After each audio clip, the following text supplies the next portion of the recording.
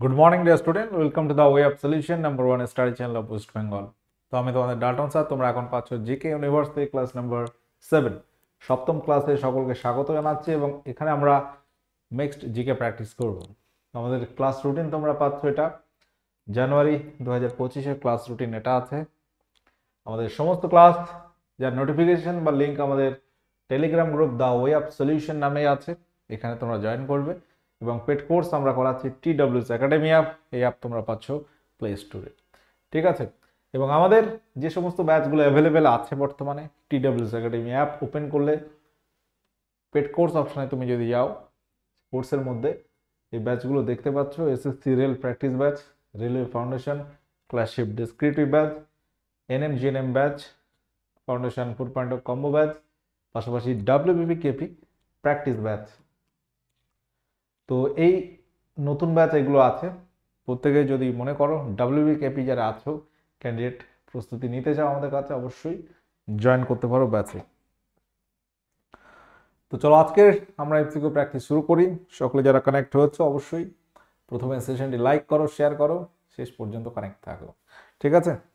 চলো পরবর্তী প্রশ্ন, প্রথম প্রশ্ন আর কি, শামুকের গমন অঙ্গের নাম কি? শামুক এর গমন অঙ্গের নাম কি? তো মানুষের গমন অঙ্গ কি? দুই পা, তাই তো, বিশেষ করে পা। দ্বিপদ গমন বলা হয় গমন পদ্ধতিকে। তো শামুকের গমন অঙ্গ কি হবে? কর্ষিকা, ঘনপদ, মাংসলপদ, নালীপদ। কর্ষিকা আমরা দেখবো হাইড্রাতে, হাইড্রাদের গমনাঙ্গ কর্ষিকা। ঘনপদ এটা আমরা বলবো অ্যামিবা। মাংসলপদ হচ্ছে শামুকের গমনাঙ্গ।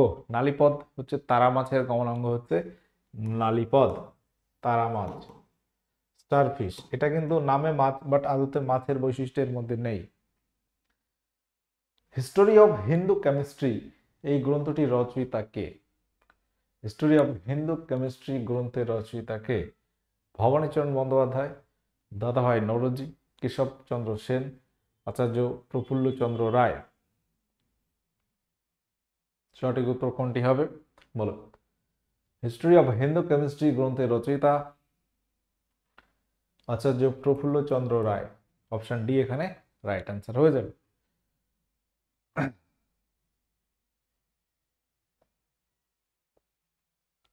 ভারতের প্রতিবেশী কোন দেশের জাতীয় পশু হচ্ছে টাকিন?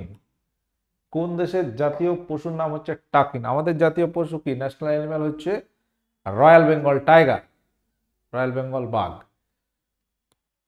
তো এখানে কোন দেশের জাতীয় পশুর নাম টাকিন? নেপাল, ভুটান, চীন, মায়ানমার। বলো কি হবে এখানে সঠিক উত্তর? জাতীয় পশু টাকিন হচ্ছে ভুটানের। নেপালের জাতীয় পশু হচ্ছে গরু, কাউ। দ্য জায়ান্ট পান্ডা এটা হচ্ছে চায়না বা চীনের জাতীয় পশু।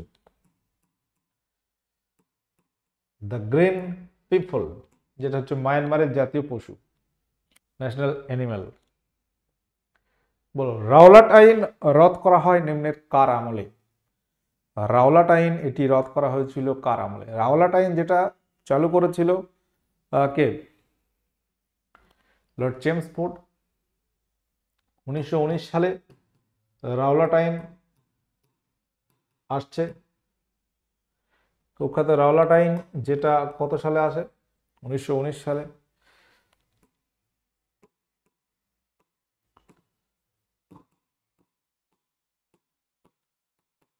লর্ড চেমসফোর্ডের সময়। এটা রদ কে করেন?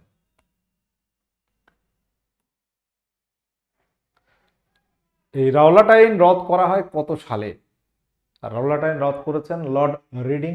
অপশন এ হয়ে যাবে সঠিক উত্তর। লর্ড চেমসফোর্ড চালু করেন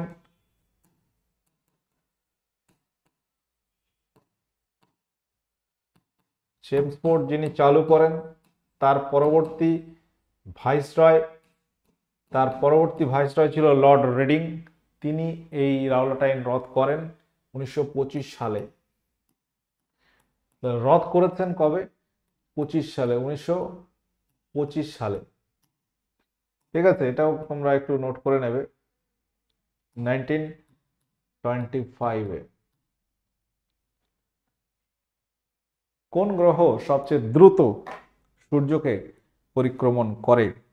শুক্র, বুধ, মঙ্গল, বৃহস্পতি। সবচেয়ে দ্রুত মানে কম সময়ে, তাই তো? সবচেয়ে দ্রুত সূর্যের সব থেকে যে কাছে আছে সে তো প্রথম, ধরো এই হচ্ছে সূর্য, তাই তো? সূর্যের যে কাছে আসে তার কি, তার ব্যাসার্ধ কম হবে, ঘোরার জায়গাটা ছোট হবে, তাই তো? এইভাবে সময়টা কম বেশি হচ্ছে।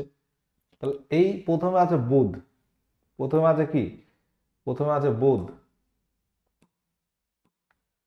বুধ গ্রহ, তারপর ধরো শুক্র, তারপর আছে পৃথিবী, তাই তো? এইভাবে প্রদক্ষিণ যে এরিয়াটা বাড়ছে, অর্থাৎ তোমার এখানে কক্ষপথটা বড় হচ্ছে, সূর্যের কাছের গ্রহ বুধ এর পরিক্রমণ করবে তাড়াতাড়ি দ্রুত। কতদিন বলতে পারবে? বুধের পরিক্রমণের সময় হচ্ছে 88 দিন। পৃথিবীর কত জানি আমরা, আমাদের পৃথিবীর হচ্ছে কত, 365 দিনে একবার পাক খাচ্ছে সূর্যকে, 365, 365। এবার বলবে শুক্র, এটি কত দিন? শুক্র হচ্ছে 225 দিন, 225 দিন। তাহলে প্রথম হচ্ছে বুধ, বুধ সূর্যের নিকটতম গ্রহ, ক্ষুদ্রতম গ্রহ বুধ, বুধ হচ্ছে সূর্যের নিকটতম ক্ষুদ্রতম গ্রহ, এর সবচেয়ে দ্রুত প্রদক্ষিণ করে। তাহলে বুধ হলো 88 দিন, শুক্র 225 দিন, পৃথিবী 365 দিন। তো এরকম রয়েছে। তারপর আমরা যদি দেখি মঙ্গল 687 দিন এরকম আছে, 687 দিন। এগুলো খুব একটা পরীক্ষা আসে না যদিও। বৃহস্পতি অনেক বছর লাগে। বৃহস্পতি যদি আমরা দেখি, এটা 11.86 বছর, বলা হচ্ছে 11.86, মানে ভারতে, মানে আমাদের ওয়ার্ল্ডের 365 দিনে 1 বছর, ওই সেন্সে আর কি আমরা বলবো 11.86 বছর, মানে প্রায় 12 বছর লাগে বৃহস্পতিকে এক পাক ঘুরতে সূর্যের চারিদিকে। নিচের কোন মৌলটি পর্যায় সারণীর 17তম শ্রেণীতে নেই? পর্যায় সারণীর মোট শ্রেণী কটা আছে, পর্যায় কটা আছে? তো এইরকম আছে, যেগুলোকে বলা হয়, এগুলোকে বলা হয় শ্রেণী, এগুলোকে একটা একটা শ্রেণী বলা হয়। এগুলো হচ্ছে পর্যায়, এগুলো হচ্ছে পর্যায়। পর্যায় আছে 7টি, আর শ্রেণী কটা আছে? আধুনিক দীর্ঘ পর্যায় সারণীতে শ্রেণী আছে 18টি। ঠিক আছে, একটাকে বলা হয় রো, পর্যায় হচ্ছে রো বরাবর, আর এটা হচ্ছে কলম বরাবর শ্রেণী। তো মোট শ্রেণী হচ্ছে 18টি। এখন 17তম শ্রেণীতে নেই কে, তোমাকে খুঁজে বার করতে হবে। Bromine, argon, chlorine, fluorine. নাম তুমি যদি দেখো, ব্রোমিন, ক্লোরিন, ফ্লুরিন, ঠিক আছে, আয়োডিন, এগুলো আছে 17তম শ্রেণীতে। ব্যালেন্স এখানে আর্গন, এটা নিষ্ক্রিয় গ্যাস, এটা রয়েছে 18তম শ্রেণীতে। নিষ্ক্রিয় গ্যাস যেগুলো আছে সেগুলো কোথায়? একদম 18তম শ্রেণীতে, লাস্ট শ্রেণীতে তাদের জায়গা হয়েছে, শেষ শ্রেণীতে বসিয়ে দিয়েছে নিষ্ক্রিয় গ্যাসের। 18তম শ্রেণীর অবস্থা হিলিয়াম, নিয়ন, আর্গন, রেডন, ক্রিপ্টন, জেনন, এইগুলো হচ্ছে নিষ্ক্রিয় গ্যাস। তো এগুলো সব আছে 18তম শ্রেণীতে, যেগুলো আছে সবই প্রায় নিষ্ক্রিয় গ্যাস বা নিষ্ক্রিয় মৌল, এগুলো আছে 18তম শ্রেণীতে। পর্যটক ইবন বতুতা কোন দেশ থেকে ভারতে আসেন? কোশ্চেনটা খুব কমন কোশ্চেন, খুবই জানা। তো এরকম বিভিন্ন পর্যটক ভারতে এসেছেন, তারা কোন দেশ থেকে, এটাও কিন্তু আমাদের পরীক্ষা আসে, বা কোন দেশ থেকে, পাশাপাশি কোন রাজার সময় আসেন সেটাও পরীক্ষায় আসে। তার লেখা কোনো কাব্যগ্রন্থ বা বই থাকলে সেগুলো পরীক্ষা আসে। ইবন বতুতা যিনি এসেছিলেন মোহাম্মদ বিন তুগলকের সময়। কার সময় এসেছিল? মোহাম্মদ বিন তুগলকের সময় তিনি এসেছিল। বিন তুগলক, মোহাম্মদ বিন তুগলকের সময় তিনি ভারতে আসেন এবং তিনি এসেছিল আফ্রিকার একটা কান্ট্রি মরক্কো থেকে। তার লেখা বইটা হচ্ছে কিতাবুল হিন্দ বা তহকিক ই হিন্দ। নিকোলো কন্টি নাম তোমরা শুনেছ, প্রথম দেবরায় বা দ্বিতীয় দেবরায়ের সময় আসে, বিজয়নগর সাম্রাজ্য ইতালি থেকে আসে। ইতালীয় পর্যটক Manushi, sir Thomas Roe, William Hawkins England থেকে এসেছিল। এরকম প্রশ্ন প্রচুর আছে। হিউয়েন সাং, ফা হিয়েন, তারা এসছে চীন দেশ থেকে, চীন দেশের পর্যটক। ঠিক আছে। মেগাস্থেনিস গ্রিস থেকে এসেছিল, গ্রিক রাজা সেলুকাসের দূত হিসেবে মেগাস্থেনিস আসে ভারতে। তো এইরকম ভারতে প্রচুর পর্যটক এসছেন, তাদের লেখা বই, অনেক কাব্যগ্রন্থ আছে, যেগুলো ইতিহাসের একটা উল্লেখযোগ্য বিষয় বা টপিক আছে আমাদের। বলো মেটাল অফ ফিয়ার, ভয়ের ধাতু বলা হয় কোন ধাতুকে, নামে পরিচিত কোন ধাতু? Metal of fear. বলো কি হবে এখানে সঠিক উত্তর? প্রত্যেকে যারা কানেক্ট হয়েছো, সেশনে যারা কানেক্ট হয়েছে অবশ্যই সেশনে লাইক করো, শেয়ার করো।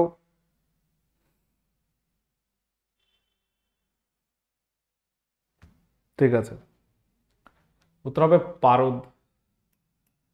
পারদ মানে হচ্ছে মার্কারি, এটাকে বলা হয় মেটাল অফ ফিয়ার, ভয়ের ধাতু।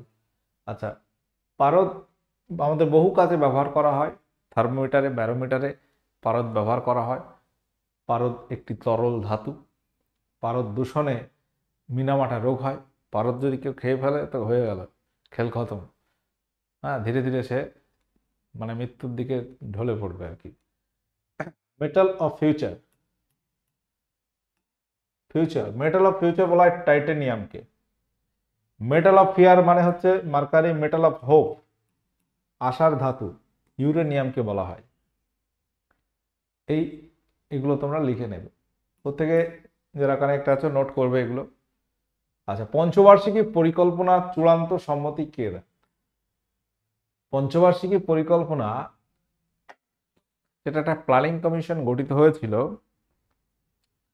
ভারতে 1950 সালে 15ই মার্চ। তো এই পঞ্চবার্ষিকী পরিকল্পনা প্ল্যানিং কমিশনের পরেই আছে, 1951 থেকে শুরু হয়। তো এই পরিকল্পনার সম্মতি দেন জাতীয় উন্নয়ন পরিষদ, national development council. Option D এখানে রাইট অ্যান্সার হয়ে যাবে। জাতীয় উন্নয়ন পরিষদ এর চূড়ান্ত সম্মতি দেন। আচ্ছা বলো, মোহালি স্টেডিয়াম এটা কি স্টেডিয়াম বলো তো? ক্রিকেট, ফুটবল নাকি হকি? মোহালি এটা কিন্তু ক্রিকেট স্টেডিয়াম, এটা ক্রিকেট স্টেডিয়াম। এই স্টেডিয়াম কোথায় আছে? মোহালি কোথায়? প্রত্যেকে জানো আশা করি, খেলাধুলোর সঙ্গে যারা একটু দেখো আর তারা অবশ্যই পারবে। অবশ্যই উত্তর হবে option D, Punjab. Mohali stadium কোথায়? এটি ক্রিকেট স্টেডিয়াম, কোথায় অবস্থিত? পাঞ্জাবে।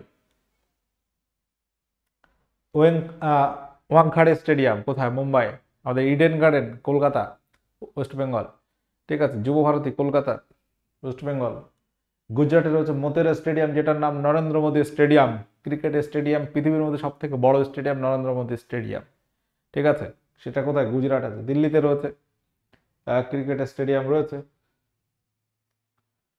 মুম্বাই। আচ্ছা, মেগাস্থেনিস কে ছিলেন? আমরা কোশ্চেন কয়েকটা আগেই বলেছি, এটা যেহেতু প্রশ্ন আছে আজকে। মেগাস্থেনিস কে ছিলেন? এটা তার লেখা গ্রন্থ কি? ইন্ডিকা। এই ইন্ডিকা অ্যাকচুয়ালি তোমরা কেউ যদি জানো ওটা বলতে পারবে। ইন্ডিকা অ্যাকচুয়াল খুঁজে পাওয়া যায়নি, ভারত ইন্ডিকা কিন্তু খোঁজ পাওয়া যায়নি। বিভিন্ন গ্রন্থে লেখা আছে যে ইন্ডিকা লিখেছিলেন মেগাস্থেনিস, তো সেটা থেকে বলা হয় ইন্ডিকা। সেলুকাসের দূত হিসেবে আসেন, তার লেখা গ্রন্থ হচ্ছে ইন্ডিকা। তিনি কখন এসেছিলেন? এই মেগাস্থেনিস এসেছিল চন্দ্রগুপ্ত মৌর্যর শাসনকালে, অর্থাৎ মৌর্য যুগে। তিনি এসেছিলেন কোন সময়? তিনি চন্দ্রগুপ্ত মৌর্যের সময় এসেছিল, যখন চন্দ্রগুপ্ত মৌর্য মগধের রাজা থাকেন। চন্দ্রগুপ্ত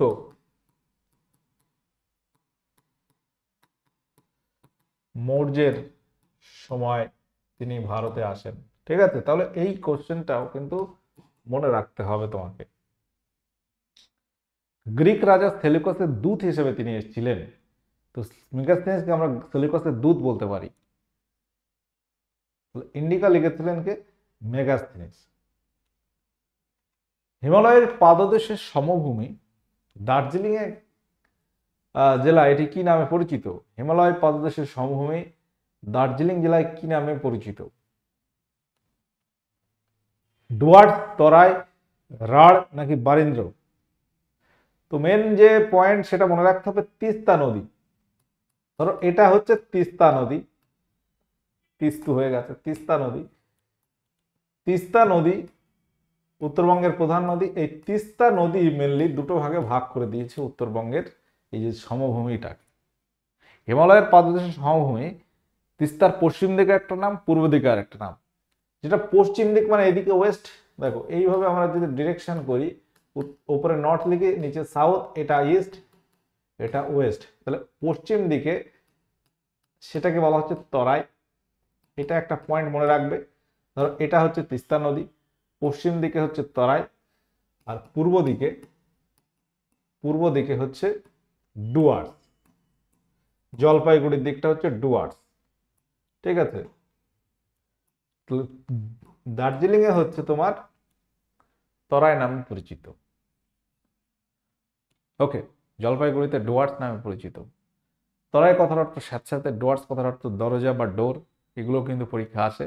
তো তিস্তা নদী মূলত ভাগ করেছে পূর্ব পশ্চিম, একদিকে পশ্চিম দিকে তরাই, পূর্ব দিকে ডুয়ার্স। এটাও প্রশ্ন আসে যে তিস্তার পশ্চিম ভাগ কি নামে পরিচিত? তরাই নামে পরিচিত, পূর্ব ভাগ ডুয়ার্স নামে পরিচিত। আচ্ছা, কবে আজাদ হিন্দ ফৌজ গঠিত হয়েছিল? আজাদ হিন্দ ফৌজ মেনলি এটা গঠন করে কে? রাসবিহারী বোস। রাসবিহারী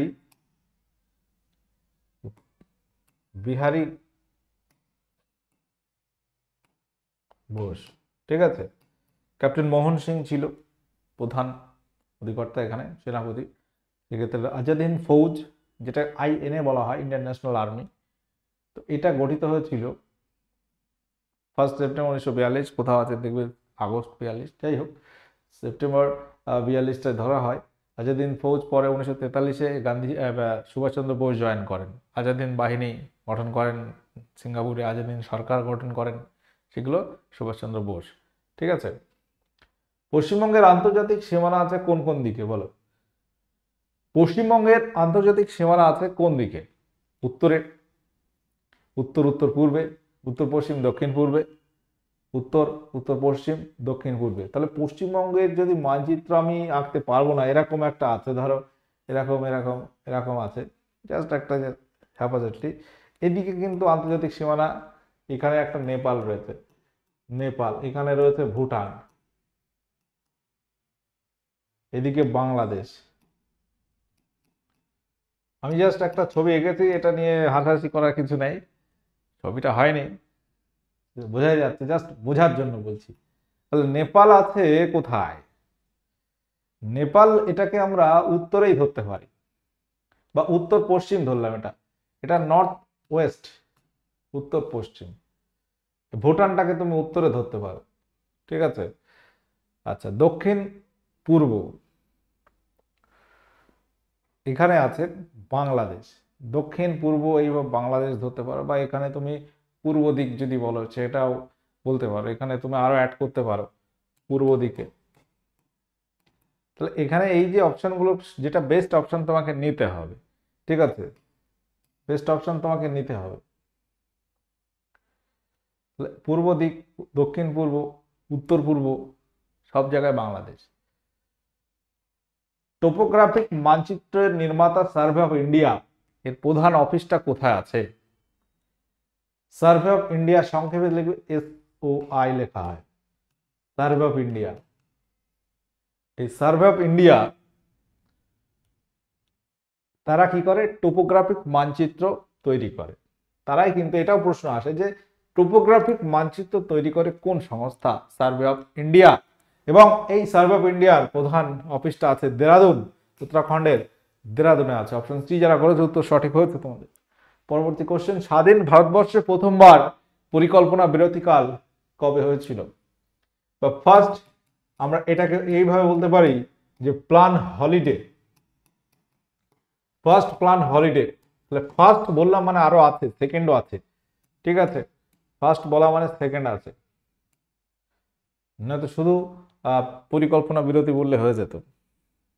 পরে 3 4 আছে কিনা বলা দরকার নেই, একটা তো আছে আর একটা, তাই তো। উত্তর কি হবে? 65 67 66 68, 66 থেকে 69 এই সময় প্ল্যান হলিডে আছে। সেকেন্ড কবে হয়? ফার্স্ট প্ল্যান হলিডে যেটা হচ্ছে 1966 টু 69। দেখো, তৃতীয় পঞ্চবার্ষিকী পরিকল্পনা কালে ভারতের সঙ্গে চীনের যুদ্ধ 62, ভারত পাকিস্তান যুদ্ধ হয়, পাশাপাশি ভারতে ওই সময় খরা হয়, ভারতের প্রথম প্রধানমন্ত্রী জওহরলাল নেহরু মারা যায়।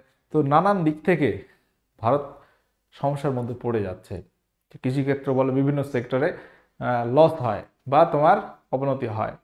সেখানে ভারতের যে চতুর্থ পঞ্চবার্ষিকী পরিকল্পনা শুরু করবে সেটা সম্ভব হয়নি। তখন এই 66 69 এটাকে এই সময় পরিকল্পনা পঞ্চবার্ষিকী হয়নি, এখানে বার্ষিক পরিকল্পনা হয়। এক বছর করে কয়েকটা টার্গেট করা হয়। 66 সালের শেষের দিকে আমরা জানি কি হয়, সবুজ বিপ্লব হয়, মেক্সিকো থেকে উচ্চ ফলনশীল বীজ আনা হয়, দিয়ে গম চাষে পাঞ্জাব হরিয়ানা গম চাষ ভালো হয়, যেটাকে আমরা সবুজ বিপ্লব বলি। যাই হোক, তো এই সময় প্ল্যান হলিডে এক বছর করে 3 বছর কিছু কিছু প্ল্যান করা হয়, যেটাকে অনেক সময় বার্ষিক পরিকল্পনাও ধরা হয়, ঠিক আছে। এটাকেই মূলত প্ল্যান হলিডে বলা হয় 1966 টু 69। আচ্ছা, সেকেন্ড হচ্ছে 1990 থেকে 92, এই সময়ও কিন্তু প্ল্যান হয়নি, এখানে অর্থনৈতিক মন্দা আসে, এখানে 2 বছর স্টপ থাকে। সেকেন্ড প্ল্যান হলিডে হচ্ছে এটা। ভারতবর্ষের উত্তরবঙ্গের পূর্বতম নদী কোনটি, মানে উত্তরবঙ্গ তার পূর্ব নদী কোনটি, পূর্ব দিকে একদম নদী কোনটি আছে? তোরসা, রায়ডাক, মেছি নাকি পাগলা? একটু বানান ভুলটুল আছে এখানে, যাই হোক তোমরা অ্যান্সার করো। মেচি বা অনেক জায়গায় মেচি আছে, ঠিক আছে। তো এই ধরনের কোশ্চেন পরীক্ষা আছে। উত্তরবঙ্গের একদম পূর্ব দিকে যে নদীটা আছে সেটা হচ্ছে রায়ডাক, অপশন বি রায়ডাক সঠিক উত্তর হবে। পশ্চিমবঙ্গের সঙ্গে নেপালের সীমানা নির্ধারণ করার নদী হচ্ছে মেচি। পশ্চিমবঙ্গ ভারতের সঙ্গে, পশ্চিমবঙ্গের সঙ্গে নেপালের মেচি নদী। বলো, কনিষ্কের সভাকবি কে ছিলেন?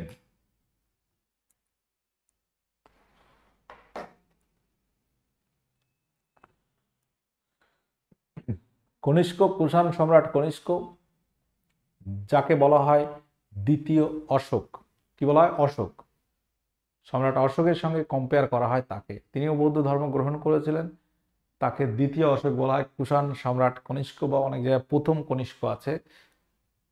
কনিষ্কের রাজধানী ছিল পুরুষপুর, পেশোয়া। কনিষ্কের সভায় অশ্বঘোষ ছিল। অশ্বঘোষ যিনি বুদ্ধচরিত রচনা করেছেন, এটাও পরীক্ষা আসে। বৌদ্ধ পণ্ডিত অশ্বঘোষ, তিনি বুদ্ধ চরিত রচনা করেছেন।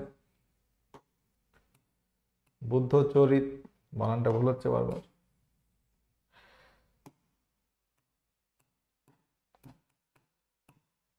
সন্ধ্যাকর নন্দী পাল রাজা রামপালের সভাকবি ছিল, তিনি ছিলেন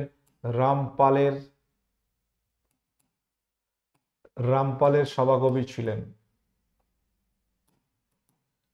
কালিদাস গুপ্ত যুগে আছে।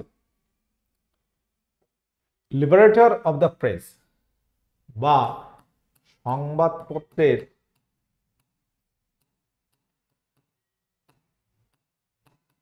মুক্তিদাতা নামে কে পরিচিত? William Bentinck, Charles Metcalfe, Hastings, ম্যাকলনে। লিবারেটর অব দ্য প্রেস নামে কে পরিচিত ছিলেন, অর্থাৎ সংবাদপত্রের মুক্তিদাতা বলা হয় কাকে? এই চার্লস মেটকাফ হবে এখানে সঠিক উত্তর, অপশন বি হয়ে যাবে। মেটকাপ কোন সময় ছিল? 1835-এর সময়। উইলিয়াম বেন্টিং এর পরে মেটকাপ কয়েক বছরের জন্য থাকে, 1 বছর সম্ভবত থাকে। তিনি সংবাদপত্র সেই সময় যে রেস্ট্রিকশনগুলো ছিল তুলে দিয়েছিলেন, যার ফলে তাকে লিবারেটর অফ প্রেস বলা হয়। সংবাদপত্রের মুক্তিদাতা বলা হয়। পরবর্তী আবার দেখবে লর্ড লিটন আসবে, সংবাদপত্রের উপর নিয়ন্ত্রণ আনবে, ভার্নাকুলার প্রেস অ্যাক্ট 1878 অনেক পরে, সেটাকে আবার লর্ড রিপন তুলে দেয় 1882-তে। নিম্নোক্ত কোনটি রক্ত জমাট বাঁধার জন্য প্রয়োজনীয়? লসিকা, লোহিত রক্তকণিকা, অনুচক্রিকা, শ্বেত কণিকা। রক্ত জমাট বাঁধতে সাহায্য করে কোন রক্তকণিকা? একদম সহজ কোশ্চেন, উত্তর কি হবে? অনুচক্রিকা। Option B, option C right answer হবে। লোহিত রক্তকণিকা অক্সিজেন সরবরাহ করে, শ্বেত রক্তকণিকা দেহে রোগ জীবাণু প্রতিরোধ করে। আচ্ছা, এখানে আমাদের যে ব্যাচগুলো আছে তোমাদের আমাদের TWS একাডেমি অ্যাপে ব্যাচগুলো অলরেডি চলছে, এগুলো আছে, দেখে নাও, প্রয়োজন হলে অবশ্যই নেবে। আচ্ছা, এবার প্রশ্ন হচ্ছে নিম্নলিখিত জোড়গুলির মধ্যে কোনটি সঠিকভাবে মিলছে না? নাগানন্দ, হর্ষ। এখানে হর্ষ মানে হচ্ছে হর্ষবর্ধন, হর্ষবর্ধনের কথা বলা হচ্ছে। মুদ্রা রাক্ষস, বিশাখ দত্ত, মৃচ্ছকটিকম, শূদ্রক, রত্নাবলী, রাজশেখর। কোনটি ভুল আছে বা মিলছে না তোমাকে বার করতে হবে। নাগানন্দ এটা হর্ষবর্ধন লেগে সঠিক আছে। মুদ্রা রাক্ষস, বিশাখ দত্ত, মৃচ্ছকটিকম, শূদ্রক, তাহলে এটা ভুল আছে। এই রত্নাবলী এটাও লেখে হর্ষবর্ধন, এটাও হর্ষবর্ধন রচিত। ঠিক আছে, তাহলে অপশন ডি যারা করেছো তোমাদের উত্তর এখানে সঠিক হয়েছে, এটা সঠিকভাবে মিলছে না। এই যে নামূলক ব্যাপারটা খেয়াল করবে, পরীক্ষায় এই নাটা হয়তো ওখানে থাকলো একটা পরের লাইনে, এরকম কিন্তু থাকে। পরবর্তী প্রশ্ন, টেনেসি নদী উপত্যকা পরিকল্পনার অনুকরণে কোন পরিকল্পনা গড়ে উঠেছে ভারতে? টেনেসি নদী, আমেরিকার টেনেসি নদী পরিকল্পনাকে অনুকরণ করে ভারতের যে পরিকল্পনা গড়ে উঠেছে তার নাম কি? ভাখরা নাঙ্গাল, দামোদর, নাগার্জুন সাগর, হীরাকুদ বহুমুখী পরিকল্পনা। তো এর মধ্যে সঠিক উত্তর হবে আমাদের ডিভিসি, দামোদর ভ্যালি উপত্যকা, দামোদর উপত্যকা পরিকল্পনা। অপশন বি, এটা শুরু হয় 1948-এ শুরু হয়। পদ্মশ্রী পুরস্কার এটি কবে থেকে দেওয়া শুরু হয়েছিল? পদ্মশ্রী, ভারতরত্ন, পদ্মশ্রী এগুলো একই বছরে শুরু হয়। পদ্মশ্রী পুরস্কার দেওয়া শুরু হয় 1954 সাল থেকে। অপশন বি যারা করেছে উত্তর সঠিক হয়েছে। গোদাবরী ও কৃষ্ণা নদীর মাঝখানে অবস্থিত একটা হ্রদ আছে, এই হ্রদের নামটা কি বলতে হবে? গোদাবরী নদী এবং কৃষ্ণা নদী এদের যে বদ্বীপের মধ্যে আছে একটা হ্রদ, লেক, কুলেরু, পুলিকট, চিল্কা, লোকটাক। লোকটাক হ্রদ হবে না, কোথায়? লোকটাক হ্রদ মণিপুরে, চিল্কা হ্রদ উড়িষ্যা, এটাও হবে না। পুলিকট অন্ধ্রপ্রদেশ, কোলেরু অন্ধ্রপ্রদেশ। উত্তর হবে অপশনে কোলেরু হ্রদ অবস্থিত। আচ্ছা, এটা ছিল গতদিনের হোমওয়ার্ক, যে পৃথিবীতে বস্তুর মুক্তিবেগ কত? মুক্তিবেগ এমন একটা বেগ, এই বেগ যদি কেউ অর্জন করতে পারে সে পৃথিবী থেকে বেরিয়ে যাবে, মানে এতটাই বেগ। 11.2 কিলোমিটার পার সেকেন্ড, 11.2 কিলোমিটার প্রতি সেকেন্ডে। এক সেকেন্ডে 11.2 কিলোমিটার যাওয়া মানে বুঝতে পারছো? এরকম বেগ যদি কারো হয়, সে পৃথিবীতে আর থাকবে না, সে পৃথিবীর বাইরে মহাকাশে চলে যাবে। তো পৃথিবীতে হাইড্রোজেন গ্যাসের পরিমাণ অনেক কম, সেটা ধরা হাইড্রোজেন গ্যাসের মুক্তিবেগ অনেকটা এই পৃথিবীর মুক্তিবেগের কাছাকাছি, যার কারণে হাইড্রোজেন গ্যাস বলা হচ্ছে একটা সময় পৃথিবীতে ছিল, পরে বেরিয়ে গেছে। আচ্ছা, পরবর্তী প্রশ্ন, এটাই আজকের শেষ কোশ্চেন, এটাই তোমাদের আজকের হোমওয়ার্ক থাকলো। তো 26টি কোশ্চেনের মধ্যে তোমার সঠিক কটা হয়েছে একটু জানাই দেবে, এটা আজকের হোমওয়ার্ক থাকলো। তো আজকের সেশন এখানে এন্ড করছি। আমাদের the web solution TWS academy YouTube channel subscribe করে নেবে যারা সাবস্ক্রাইব করোনি। নতুন আছো অবশ্যই TWS একাডেমি অ্যাপ ডাউনলোড করতে পারো প্লে স্টোর থেকে, এখানে পেড কোর্স আমরা করাচ্ছি। তো ক্লাসগুলো করো, নিঃসন্দেহে তোমাদের উপকার হবে। ফ্রি ক্লাস তো রয়েছেই, পেড কোর্সও রয়েছে, আরও ভালোভাবে বিভিন্ন পরীক্ষা ভিত্তিক এক্সাম ওরিয়েন্টেড ব্যাচ আমাদের রয়েছে। ঠিক আছে, সকলে ভালো থাকো, সুস্থ থাকো। আজকের সেশন এখানে এন্ড করলাম। ওকে, টাটা, বাই।